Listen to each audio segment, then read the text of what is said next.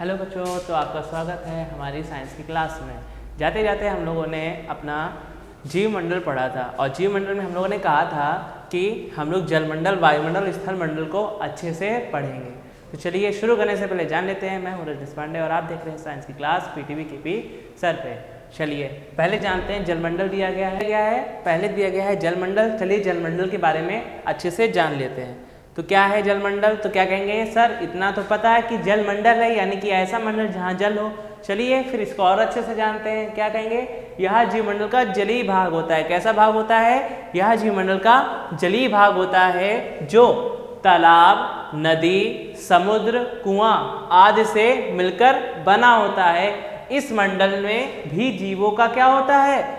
भंडार है। इस मंडल में भी जीवों का भंडार है। देखा होगा कि हमारे क्या नदी, तालाब, कुएं, समुद्र में क्या होते हैं? बहुत से क्या होते हैं? जीव होते हैं। कहीं शार्क होती है, ठीक है, कहीं वेल होती है, कहीं डॉल्फिन होती है, कहीं कछुआ होता है, कहीं मेंढक होते हैं। तो ये अलग अलग टाइप के होते हैं। तो यही क्या होते हैं? हमारे जीवमंडल में, जलमंडल में आते हैं। ठीक है, नेक्स्ट आता है अब हमारा कि सर वायुमंडल। क्या कहेंगे सर? वायुमंडल। अब वायुमंडल यानी कि ऐसा मंडल जहाँ पे क्या हो? वायु हो। तो क्या कहेंगे? यह पृथ्वी के चारों ओर स्थित गैसीय आवरण को क्या कहते हैं हम लोग? वायुमंडल कहते हैं। यानी कि पृथ्वी के चारों ओर जो गैसीय आवरण होता है ना, उसे क्या कहते हैं हम लोग? वायुमंडल कहते हैं। वायुमंडल में विभिन्न गैसें संतुलित मात्रा में पाई जाती हैं। वायुमंडल में जो गैसें होती हैं वो संतुलित मात्रा में पाई जाती हैं। जैसे कि हम बोलें सर, नाइट्रोजन सबसे ज़्यादा होती है, 71% होती है, फिर कार्बन डाइऑक्साइड, फिर ऑक्सीजन, फिर बाकी गैसेस ऐसे होती हैं। क्लियर है? तो क्या होता है? अलग अलग आवरण होता है। नेक्स्ट आता है कि सर स्थल मंडल। स्थल मंडल का मीन्स क्या होता है? देखो, स्थल और मंडल, यहाँ पे देखो एक शब्द आ रहा है। क्या कहेंगे कि सर एक शब्द आ रहा है जिसको क्या कहेंगे हम लोग? स्थल मंडल। तो स्थल मंडल जैसे कि यहाँ पे देखो लिखा भी है। क्या कहेंगे कि सर देखो यहाँ पे लिखा है स्थल मंडल। यहाँ पे स्थल जो शब्द है, स्थल शब्द का मीन्स क्या है सर? प्लेस, जहाँ पे स्थान, जहाँ पे हम लोग खड़े होते हैं। तो क्या कहेंगे कि सर यह पृथ्वी का ठोस भाग है। इसका निर्माण कैसे हुआ है? चट्टानों से, ठीक है, मिट्टी, रेत आदि से होता है। पौधे अपने लिए आवश्यक खनिज पदार्थ मिट्टी से प्राप्त करते हैं और मिट्टी से प्राप्त करते हैं। मिट्टी से प्राप्त करने के बाद वो क्या होते हैं? वो भोजन बनाते हैं, जिनको क्या होता है? प्रथम पीढ़ी के जो होते हैं वो खाते हैं उसको, यानी कि जो उपभोक्ता लोग होते हैं वो खाते हैं। और पेड़ पौधे क्या होते हैं? उत्पादक होते हैं। ये हम लोगों ने क्या अपने पहले पढ़ चुके हैं पारितंत्र में। नेक्स्ट आता है हमारा, जब हम लोगों ने इतना पढ़ लिया है, हाँ, नेक्स्ट आता है कि सर खाद्य श्रृंखला या आहार श्रृंखला क्या होती है? खाद्य श्रृंखला या आहार श्रृंखला क्या होती है? देखो, खाद्य और आहार दोनों सेम है, लेकिन लिखा फिर दो बार क्यों है? क्योंकि सर क्या होता है, क्या कहेंगे कि सर ये दोनों अलग अलग टाइप से पूछ लेता है। ऐसे पूछ लेता है कि सर खाद्य श्रृंखला क्या होती है, और कभी कभी ऐसे भी पूछ देता है एग्जाम में कि आहार श्रृंखला क्या होती है। तो दोनों बात सेम है। खाद्य यानी खाने से रिलेटेड है, आहार यानी कि खाने से रिलेटेड है। ठीक है, केवल वर्ड चेंज होते हैं। फिर क्या कहेंगे कि सर पारितंत्र में, क्या कहेंगे? पारितंत्र में विभिन्न जीवधारियों को भोजन और भक्षक के क्रम में रखा जाता है। क्या कहेंगे? भोजन और भक्षक के क्रम में रखा जाता है।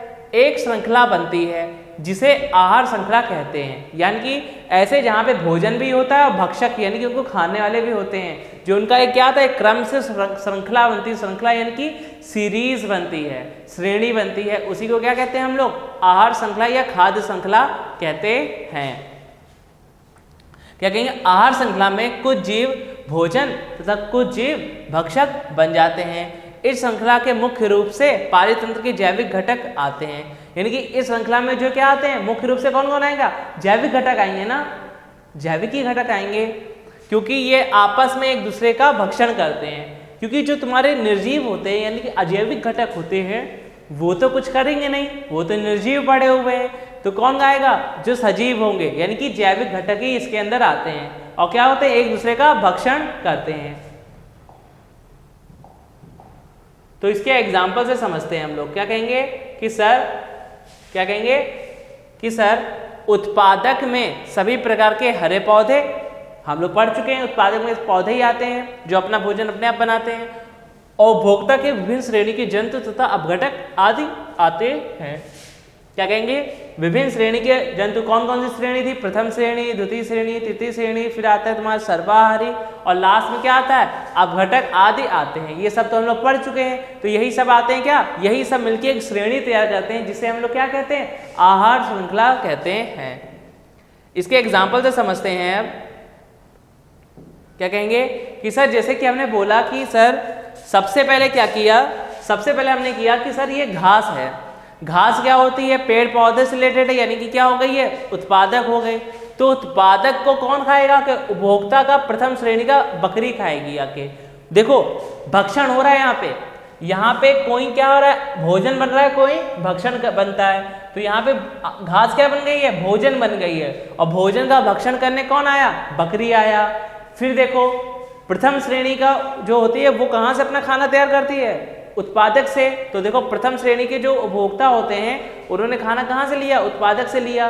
फिर बताओ द्वितीय श्रेणी का क्या बताया था? तो क्या कहोगे? सर द्वितीय श्रेणी वाले अपना प्रथम श्रेणी के उपभोक्ता से भोजन लेते हैं। तो देखो द्वितीय श्रेणी में कौन आ गया? शेर। शेर किसका भक्षण करेगा?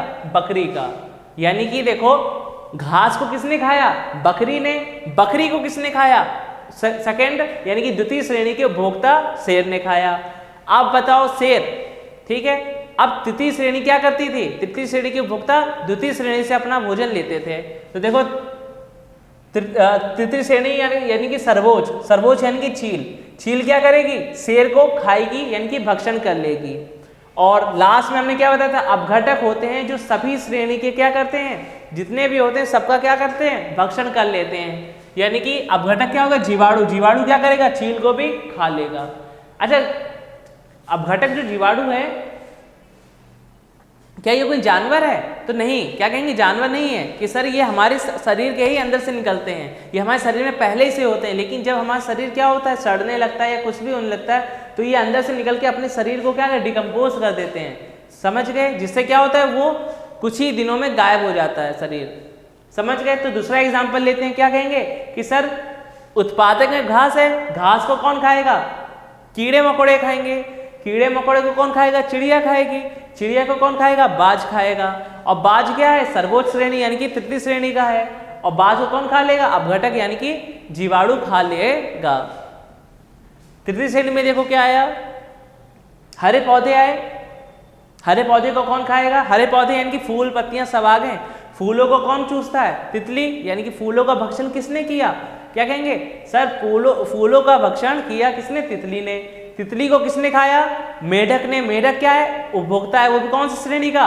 द्वितीय श्रेणी का। फिर मेढक को किसने खाया? सांप ने। सांप क्या हो गया? तृतीय श्रेणी का उपभोक्ता हो गया। अब सांप को भी किसी ने खा लिया, यानी कि वो क्या हो गया? वो सर्वोच्च श्रेणी का हो गया। मोर। और मोर को किसने खा लिया? अपघटक यानी कि जीवाणु ने खा लिया। तो क्लियर हो गया? ये क्या है? ये एक साइकिल चल रही है। ये क्या चल रही है? एक साइकिल चल रही है। यानी कि हरे पौधे को कौन खाया? तितली। तितली को किसने खाया? मेढक। नहीं, तितली को किसने खाया? मेढक। मेढक को किसने खाया? सांप ने। सांप को किसने खाया? मोर ने। और मोर को किसने खा लिया? जीवाणु में। यानी कि इसमें कोई भोजन बन रहा है तो कोई भक्षण बन रहा है। यानी कि देखो अगर इन दोनों में देखें तो ये भोजन बन गया, ये भक्षण बन गया। अगर इन दोनों में देखें तो ये भोजन बन गया, ये भक्षक बन गया। इन दोनों में देखें अगर तो मेढक क्या बन गया? भोजन। और सांप क्या बन गया? भक्षक बन गया। और सांप और मोर में देखें तो सांप क्या बन गया? भोजन। और मोर क्या बन गया? भक्षक बन गया। और मोर और जीवाणु में देखें तो मोर क्या बन गया? भोजन। और ये क्या बन गया? भक्षक। यानी कि साइकिल में क्या होता है? जो कभी भोजन होता है वो एक टाइम में क्या बन जाता है? भक्षक। और भक्षक जो होता है वो एक टाइम में क्या बन जाता है? भोजन। क्लियर है? तो इसमें क्या होता है? श्रेणी बस याद रखनी है। उत्पादक को कौन खाएगा? उपभोक्ता प्रथम श्रेणी का। उपभोक्ता प्रथम श्रेणी को कौन खाएगा? उपभोक्ता सेकंड श्रेणी का। उपभोक्ता सेकंड श्रेणी को कौन खाएगा? उपभोक्ता तृतीय श्रेणी। और उपभोक्ता तृतीय श्रेणी को कौन खाएगा? सर्वोच्च श्रेणी का। और सर्वोच्च श्रेणी को अपघटक खा के हटा देगा। यही क्या होती है आपकी? यही आहार श्रृंखला होती है। नेक्स्ट आते हैं अब कि सर खाद्य श्रृंखला तथा खाद्य जाल में अंतर बताइए। सर खाद्य श्रृंखला अभी पढ़ के आए हैं और खाद्य जाल क्या होता है वो भी बता दीजिए। तो क्या कहेंगे? खाद्य श्रृंखला और यहाँ पे क्या बोल देंगे? खाद्य जाल। तो पहला पॉइंट है क्या, यहाँ एक सरल प्रकार की ऊर्जा है जिसमें ऊर्जा का स्थानांतरण एक जीव से दूसरे जीव में होता है।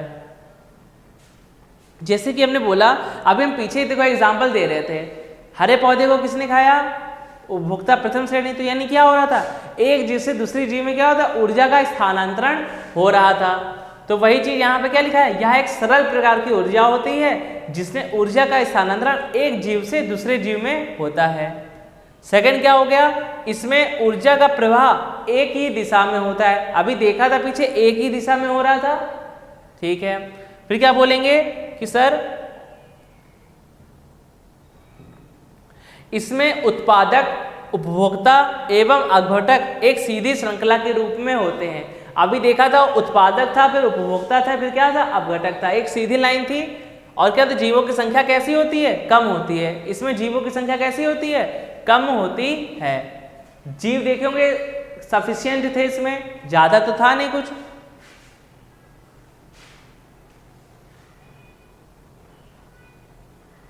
अब नेक्स्ट देखो खाद्य जाल। तो खाद्य जाल में पहला पॉइंट क्या है हमारा, पहला पॉइंट है कि यहाँ एक जटिल संरचना है। खाद्य श्रृंखला कहें तो यह एक प्रकार की सरल ऊर्जा है, और ये क्या है, एक जटिल संरचना है। इसमें कई खाद्य श्रृंखलाएं मिलकर खाद्य जल का निर्माण करती हैं। जब कई सारी खाद्य श्रृंखलाएं हो जाती हैं तो वो मिलकर जो एक चीज बनाती हैं उसी को क्या कह देते हैं हम लोग, खाद्य जाल कहते हैं। इसमें ऊर्जा का प्रवाह कई रास्तों से होकर गुजरता है, क्योंकि ये खाद्य जाल है। जाल देखा होगा, मकड़ी का जाल, तो अलग अलग रास्ते होते हैं, सेम वैसे ही क्या होता है, ये भी होता है। फिर क्या कहेंगे, इसमें जीवों की संख्या बहुत अधिक होती है। क्या कहेंगे, इसमें जीवों की संख्या बहुत अधिक होती है। इसमें ये सभी एक जाल के रूप में फैले होते हैं। उसमें क्या होता है, एक सीधी श्रृंखला के रूप में होते हैं, इसमें क्या कहेंगे, एक जाल के रूप में फैले होते हैं। तो ये क्या होता है, ये आपके क्या थे, ये आपके डिफरेंस थे कुछ। तो क्या करेंगे,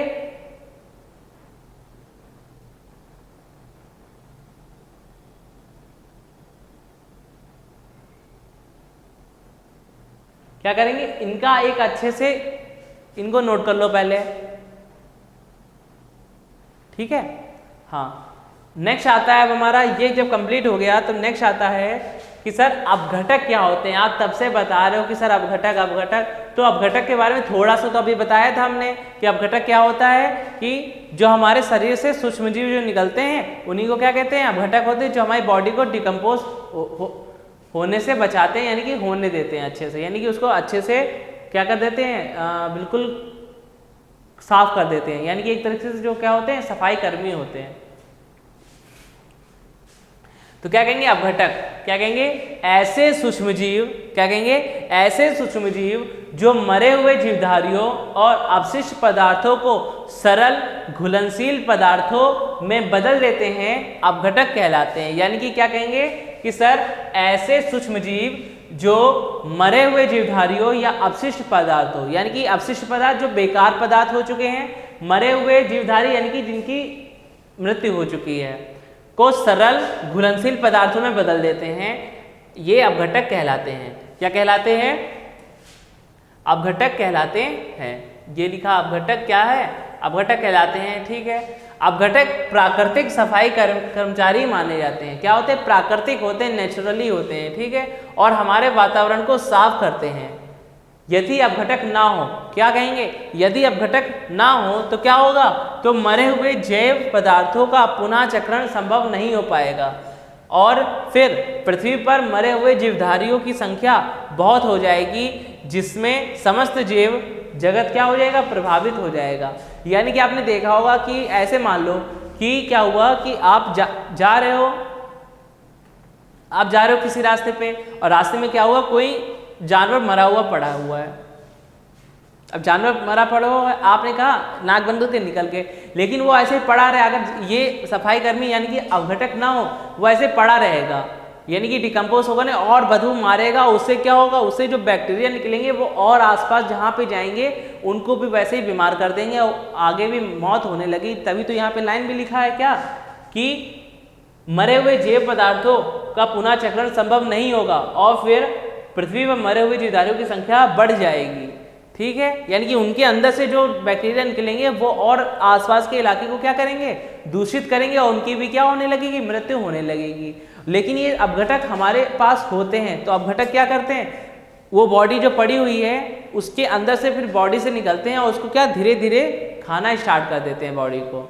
तभी आप देखते होगे, आप जैसे मान लो आज गए रास्ते पे और रास्ते में कोई जंतु मरा हुआ पड़ा है, लेकिन आप जब वापस या अगले 2-3 दिन में आते हो तो वहाँ पे केवल उसकी हड्डियाँ मिलती हैं और कुछ दिन में वो हड्डियाँ भी गायब हो जाती हैं। ठीक है, तो ये इसी वजह से होता है, अपघटक की वजह से। क्लियर हो गया? ठीक है। क्या कि सुपोषण और इसके प्रभाव, क्या कहेंगे, सुपोषण और इसके प्रभाव। तो क्या कहेंगे, जल में मल मूत्र के अत्यधिक प्रवाह से जल लवकों की संख्या में वृद्धि हो जाती है। क्या कहेंगे कि जो है जल में जो मलमूत्र होते हैं, मलमूत्र यानी कि जितना भी हमारा सीवर का पानी हो गया और बाकी सब जो पानी होता है वो सब क्या होता है, जब उनके प्रवाह ज़्यादा हो जाते हैं तो जल में जो लवक होते हैं, जल में जो लवक होते हैं उनकी संख्या में क्या हो जाती है, बढ़ोतरी हो जाती है, जिससे जल में मिले ऑक्सीजन की मात्रा कम हो जाती है। क्या कहेंगे, जब लवकों की संख्या ज़्यादा हो जाएगी तो मात्रा क्या हो जाएगी, कम हो जाएगी। और कम हो जाने से क्या होता है कि जब जल लवक मर जाते हैं तो क्या कहेंगे, तो सड़ने से ऑक्सीजन की मात्रा में कमी हो जाती है और फिर शैवालों की संख्या में वृद्धि या फलने फूलने के फलस्वरूप जल में ऑक्सीजन की कमी आने की प्रक्रिया को ही क्या कहते हैं, सुपोषण कहते हैं। यानी कि जब क्या होता है, जल लवकों की संख्या जैसे बढ़ेगी और वो जब नष्ट होने लगेंगे, यानी कि जब सड़ेंगे गलेंगे और जब नष्ट होने लगेंगे तो उनकी वजह से क्या होगा, ऑक्सीजन की कमी होगी और ऑक्सीजन की कमी होने की जो प्रक्रिया होती है उसे क्या कह देते हैं हम लोग, सुपोषण कहते हैं। क्या कहते हैं, सुपोषण कहते हैं। अब पूरा था इससे क्या प्रभाव, तो क्या कहेंगे, इससे जलीय जीव प्रभावित होते हैं। क्या कहेंगे, इससे जलीय जीव प्रभावित होते हैं। नेक्स्ट आता है हमारे पास क्या कि सर क्या कारण है, क्या कहेंगे, क्या कारण है कि कुछ पदार्थ जैव निम्नीकरण और कुछ पदार्थ अजैव निम्नीकरण होते हैं। यानी कि क्या रीजन है कि कुछ पदार्थ क्या होंगे, जैव निम्नीकरण होंगे और कुछ क्या होंगे, अजैव निम्नीकरण होते हैं। तो जैव निम्नीकरण क्या होते हैं और अजैव निम्नीकरण क्या होते हैं, उनको पहले जान लेते हैं। तो क्या कहेंगे, जिन पदार्थों का सूक्ष्म जीवों द्वारा अपघटन हो जाता है उन्हें हम जैव निम्नीकरण पदार्थ कहते हैं। यानी कि जिनका जो है सूक्ष्म जीवों से यानी कि अपघटकों से क्या हो जाता है, अपघटन हो जाता है, उन्हें क्या कह देते हैं हम लोग, जैव निम्नीकरण कहते हैं। क्या कहेंगे, ये पदार्थ भू रासायनिक चक्र में प्रवेश कर जाते हैं, लेकिन जब ये अत्यधिक मात्रा में प्रवेश करते हैं तो क्या होगा, जब ये अत्यधिक मात्रा में प्रवेश होंगे तो क्या होंगे, वातावरण में ऑक्सीजन की मात्रा में कमी हो जाती है और ऑक्सीजन की मात्रा में कमी हो जाती है और तब इन पदार्थों को आसानी से अपघटित नहीं किया जा सकता है। अब अपघटित नहीं किया जा सकता है तो इसका मीन्स क्या हो जाएगा, जिन पदार्थों का अपघटन आसानी से नहीं होता है, क्या कहेंगे, जिन पदार्थों का अपघटन सूक्ष्म जीवों द्वारा नहीं हो पाता है उन्हें हम लोग अजैव निम्नीकरण कहते हैं। यानी कि जिनका सूक्ष्म जीवों से हो जाएगा अपघटन वो क्या होंगे, जैव निम्नीकरण, और जिनका नहीं होगा वो क्या होंगे, अजैव निम्नीकरण होंगे। अच्छा, अजैव निम्नीकरण कब बन जाएंगे, जब जो पदार्थ होते हैं भू रासायनिक, जो क्या करते हैं, जो पदार्थ भू रासायनिक चक्र में क्या करते हैं, प्रवेश कर जाते हैं और इनकी संख्या में जब वृद्धि होने लगती है तो क्या हो जाता है, तब ये अपघटित नहीं हो पाते हैं। क्लियर रहेगा। फिर क्या कहेंगे, ये पर्यावरण में बहुत अधिक समय तक रहते हैं और वातावरण को प्रदूषित करते हैं। क्या रहेगा, वातावरण को प्रदूषित करते हैं और पर्यावरण में बहुत समय तक रहते हैं।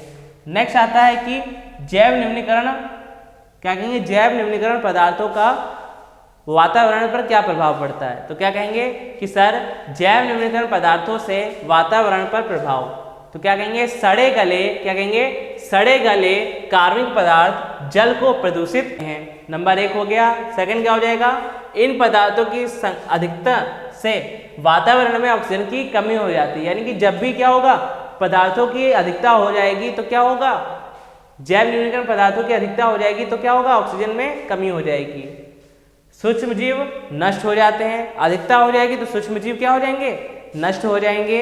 और क्या होगा, इन पदार्थों के टूटने से मैथेन गैस निकलती है जो क्या होती है, बहुत ही दुर्गंध युक्त होती है और वातावरण को प्रदूषित करती है। क्या होगा, जैव निम्नलिखित पदार्थों का वायुवरण पर क्या प्रभाव पड़ता है, तो क्या कहेंगे कि कार्बनिक पदार्थ जल को प्रदूषित करते हैं, जो सड़े गले होते हैं। इनकी अधिकता से जो हमारे वातावरण में जो ऑक्सीजन होती है, ऑक्सीजन लेवल होता है वो क्या हो जाएगा, कम हो जाएगा। थर्ड क्या हो गया, सूक्ष्म जीव नष्ट हो जाते हैं। और फोर्थ क्या होगा, जब ये टूटती है तो इसमें क्या मैथेन गैस निकलती है, जो क्या होती है, दुर्गंध युक्त होती है और हमारे वातावरण को क्या करती है, क्या करती है, प्रदूषित करती है। समझ गए। नेक्स्ट आता है हमारे पास कि सर अजैव निम्नीकरण पदार्थों से वातावरण पर क्या प्रभाव पड़ता है, तो क्या कहेंगे, ये पदार्थ लंबे समय तक पर्यावरण को प्रदूषित करते हैं। क्या कहेंगे, ये पदार्थ लंबे समय तक पर्यावरण को प्रदूषित करते हैं। ये पदार्थ भू रासायनिक चक्रण में रुकावट उत्पन्न करते हैं। क्या कहेंगे, भू रासायनिक जो है चक्रण होता है उसमें रुकावट उत्पन्न करते हैं। अनेक प्रकार के रसायन जीवधारियों के शरीर में पहुंचकर उन्हें हानि पहुंचाते हैं। जो अनेक प्रकार के रसायन होते हैं वो जीवधारियों में पहुंच जाते हैं तो क्या होगा, नुकसान पहुंचाएंगे। जैसे कि हमने बोला कि अगर आप प्रदूषित कुछ भी खाते हो पीते हो, जैसे कि आपने क्या किया, आइसक्रीम नहीं, जैसे आपने पेप्सी पी, ठीक है, उसमें रसायन जो है बहुत ज़्यादा है, तो उससे क्या होगा, आपके पेट में जाएगा और आपके पेट को क्या कर देगा, वो बेकार कर देगा। जैसे आप क्या कुछ बासी चीज़ें जैसे खाते हो, बासी चीज़ वैसे शरीर के लिए अच्छी होती है, लेकिन कुछ चीज़ें जो हैं जो बहुत बदबू मार रही हैं, ऐसी चीज़ आपने खा ली तो आपका पेट भी क्या हो जाएगा, बेकार हो जाएगा, खट्टी डकारें आएंगी और क्या होगा, पेट भी बेकार सा हो जाएगा। ठीक है, फिर आपकी तबीयत खराब हो जाएगी, यानी कि वो हानि पहुंचा रहे होते हैं। समझ गए। नेक्स्ट आता है कि पारितंत्र में, क्या कहेंगे, पारितंत्र में अपघटकों की क्या भूमिका होती है। पारितंत्र में अपघटकों की क्या भूमिका होती है, तो अगर हम पारितंत्र की बात करें तो पारितंत्र को क्या कहते हैं हम लोग, क्या कहते हैं, इको, पारितंत्र को क्या कहते हैं हम लोग, इको सिस्टम कहते हैं। पारितंत्र को क्या कहते हैं हम लोग, इको सिस्टम कहते हैं। ठीक है, तो इसका जो है हमारे अपघटकों की क्या भूमिका होती है, पारितंत्र क्या कहेंगे, अपघटक मरे हुए जीव जंतुओं को सरल लवण में बदलकर उन्हें हमारे वायुमंडल में विलीन कर देते हैं। इसलिए अपघटकों को क्या कहा गया है, सफाई कर्मचारी कहा गया है। यदि अपघटक ना हो तो चारों तरफ क्या होगा, मरे हुए जीव जंतु ही दिखाई देंगे, जिससे हमारा जो विकास होगा वो क्या हो जाएगा, जैव विकास प्रभावित होगा। इसका मीन्स क्या आया, अगर कहें तो इसका मीन्स क्या निकल के आया, तो क्या कहेंगे कि सर अपघटक, जैसे कि आप कहीं रास्ते पे जा रहे हो और आपने क्या देखा कि मरा हुआ कोई भी जानवर देख लिया, जैसे मरे हुए जानवर में आपने क्या देखा, कोई शेर देख लिया जो मरा हुआ पड़ा है, तो आपने क्या कहा, अगर अपघटक नहीं होते, अगर अपघटक होंगे तो क्या होगा, आप जाओगे और वही 3-4 दिन बाद आओगे तो वहां पे केवल आपको हड्डियां दिखेंगी, और भाई आप 1 मंथ बाद जाओगे तो वो हड्डियां भी वहां पे नहीं दिखेंगी। ठीक है, और उसी जगह अगर आप क्या कर रहे हो, उसी जगह आप क्या कर रहे हो, अगर ये होंगे नहीं, सूक्ष्म जीव होंगे नहीं, यानी कि अपघटक होंगे नहीं, तो क्या होगा, आप जाओगे, जैसे 3 दिन बाद वापस आओगे तो देखोगे वो और सड़ गया होगा और ज़्यादा बदबू दे रहा होगा, जिसकी बदबू आप सूंघ नहीं सकोगे, और वही उधर से जो कीटाणु जो होंगे वो और निकलेंगे, वो आपके अंदर चले गए श्वास नली में, तो आपको भी क्या कर देंगे, बीमार कर देंगे। समझ गए। इसी वजह से अपघटक क्या होते हैं, बहुत इंपॉर्टेंट होते हैं।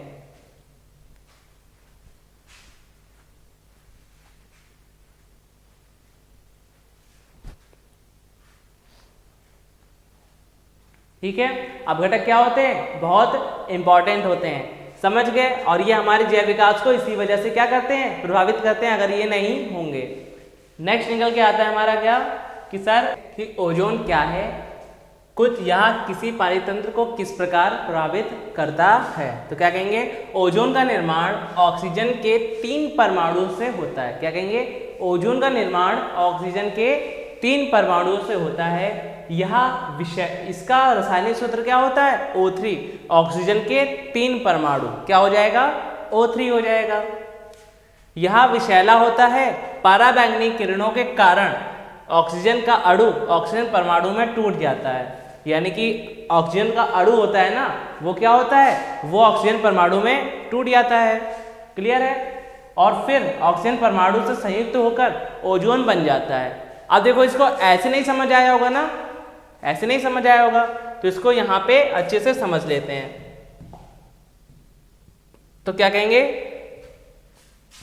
कि सर जैसे आपने बोला कि क्या होता है, ऑक्सीजन जो होता है, क्या कहेंगे, ऑक्सीजन वो परावैंगनी किरणों के कारण क्या होता है, अणु परमाणु में टूट जाता है। तो देखो ऑक्सीजन अणु था, किसमें टूट गया, परमाणु में टूट गया आपने, ठीक है। फिर क्या कहा हमने कि सर फिर यही ऑक्सीजन, क्या कहेंगे, यही ऑक्सीजन, इसको वाइट कर लेते हैं, हाँ, क्या कहेंगे, फिर यही ऑक्सीजन जो है, ऑक्सीजन अपने परमाणु से संयुक्त होकर क्या बना लेता है, ओजोन गैस बना लेता है। क्या कहेंगे, ओजोन गैस बना लेता है। फिर क्या कहेंगे, ओजोन पृथ्वी से लगभग 50 किलोमीटर ऊपर की ओर एक परत के रूप में पाई जाती है। यह सूर्य की परावैंगनी किरणों को पृथ्वी पर आने से रोकती है, क्योंकि ये किरणें जीवधारियों के लिए अत्यंत घातक होती हैं। क्या कहेंगे, जीवधारियों के लिए अत्यंत घातक होती हैं। समझ गए, क्या कहेंगे, ओजोन पृथ्वी से लगभग 50 किलोमीटर ऊपर एक परत के रूप में पाई जाती है, ठीक है। यह सूर्य की परावैंगनी किरणों को पृथ्वी पर आने से क्या करती है, रोकती है। ये किरणें क्या होती हैं, जीवधारियों के लिए हानिकारक होती है। कौन सी किरणें, कौन सी किरणें, क्या कहेंगे, परावैंगनी किरणें। कौन सी किरणें, कौन सी किरणें, परावैंगनी किरणें। समझ गए,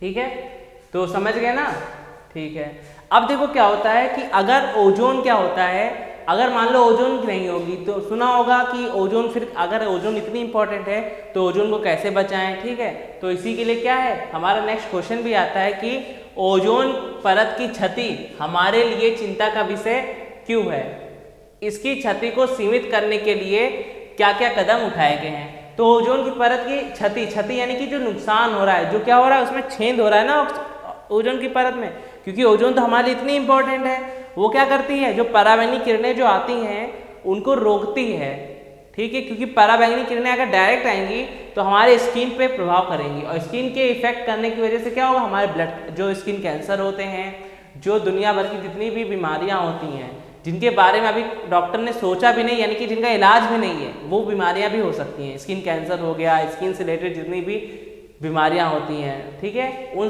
सब हो सकती हैं। समझ गए, ठीक है। तो क्या कहेंगे, कौन कौन से क्षति हमारे लिए चिंता का विषय क्यों, तो क्यों है, तो क्या कहेंगे, ओजोन परत की क्षति या उसका पतला होना क्या होता है, ओजोन छिद्र कहलाता है, ठीक है। क्लोरीन परमाणु के मिश्रण से ओजोन की कमी होती है। क्लोरीन का जो मिश्रण आता है उसकी वजह से क्या होता है, हमारे पास ओजोन की कमी हो जाती है। क्लोरीन का एक अणु 1 लाख ओजोन के अणुओं को नष्ट कर देता है, यानी कि क्या कहेंगे, जैसे कि हमने बोला कि एक जो क्लोरीन का अणु होता है वो क्या करता है, जो ओजोन के 10 लाख यानी कि 1 लाख 10⁵ अणु को क्या कर देता है, नष्ट कर देता है। क्या कर देता है, नष्ट कर देता है। क्लोरीन क्लोरोफ्लोरोकार्बन्स के विघटन से बनते हैं। जो क्लोरीन होते हैं, जो क्या करते हैं, 1 लाख ओजोन के जो अणु होते हैं उनको नष्ट कर देता है एक क्लोरीन। वो किससे बना होता है, वो कहेंगे क्लोरोफ्लोरोकार्बन्स के विघटन से बनते हैं। यह चिंता का विषय, क्या कहेंगे, यह चिंता का विषय इसलिए है क्योंकि परावैंगनी किरणें सीधे पृथ्वी पर पहुंचने लगेंगी, जो हमें निम्न प्रकार क्या करेंगी, जो हमें भिन्न प्रकार से हानि पहुंचाएंगी। जो क्या करेंगी, हमें भिन्न प्रकार से हानि पहुंचाएंगी। तो कौन कौन से भिन्न प्रकार हैं, तो क्या कहेंगे, परावैंगनी किरणें उत्परिवर्तन को प्रेरित करती हैं, उत्परिवर्तन को प्रेरित करती हैं, ठीक है।